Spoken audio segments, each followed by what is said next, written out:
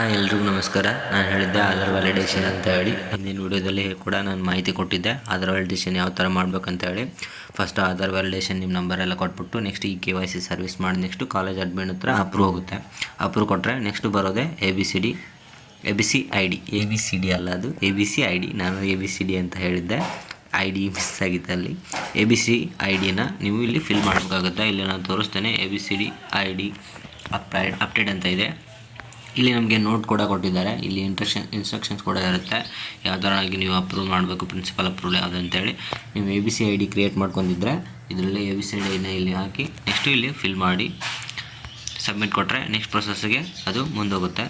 ಇಲ್ಲಿ ಈ ಥರನಾಗಿ ನೀವು ABC ID ಕೂಡ ಎನಿ ಕಂಡೀಷನ್ ಮಾಡಲೇಬೇಕು. ಇದು ಎಜುಕೇಷನ್ ಪರ್ಪಸ್ಸಿಗೆ, ಅಂದರೆ ನಿಮ್ಮದು ಎಜುಕೇಷನ್ ಎಲ್ಲ ಲಿಸ್ಟ್ ಕೂಡ ABC ID ಅನ್ನು ಏನಂತ ಹೇಳಿ ವಿಡಿಯೋ ನೋಡಿ ಒಂದು ಯಾವ್ದಾದ್ರು ಗೊತ್ತಾಗ್ಬಿಡುತ್ತೆ ನಿಮಗೆ ABC ID ಅಂದರೆ ಏನಂತ ಹೇಳಿ. ನಾನು ಸಿಂಪಲ್ಲಾಗಿ ಹೇಳಬೇಕಂದ್ರೆ ABCDದಲ್ಲಿ ನಿಮ್ಮ ಎಜುಕೇಷನ್ ಡೀಟೇಲ್ಸ್ ಎಲ್ಲ ಇರುತ್ತೆ, ಅದಕ್ಕೆ ಆಲ್ ಇನ್ ಒನ್ ಅಂತ. ನೆಕ್ಸ್ಟು ನಿಮ್ಮದೆಲ್ಲ ಅಪ್ಲಿಕೇಶನ್ ಯಾವುದಾಗಲಿ ABC IDನೇ ಕೇಳುತ್ತೆ, ಅಂದರೆ ಅದರೊಳಗೆ ಎಲ್ಲ ಕಾಲೇಜ್ ಇನ್ಫಾರ್ಮೇಷನ್, ಸ್ಕೂಲ್ ಇನ್ಫಾರ್ಮೇಷನ್ ಎಲ್ಲ ಇರುತ್ತೆ. ಈ ಥರ ಆಗಿ ನಿಮ್ಮದು ABC ID ಕ್ರಿಯೇಟ್ ಮಾಡ್ಕೊಂಡು ಇಲ್ಲಿ ಸಬ್ಮಿಟ್ ಮಾಡಬೇಕು. ಸಬ್ಮಿಟ್ ಮಾಡಿದ ನೆಕ್ಸ್ಟ್ ಪ್ರೊಸೆಸ್ಸಿಗೆ ಅದು ಮುಂದೆ ಹೋಗುತ್ತೆ.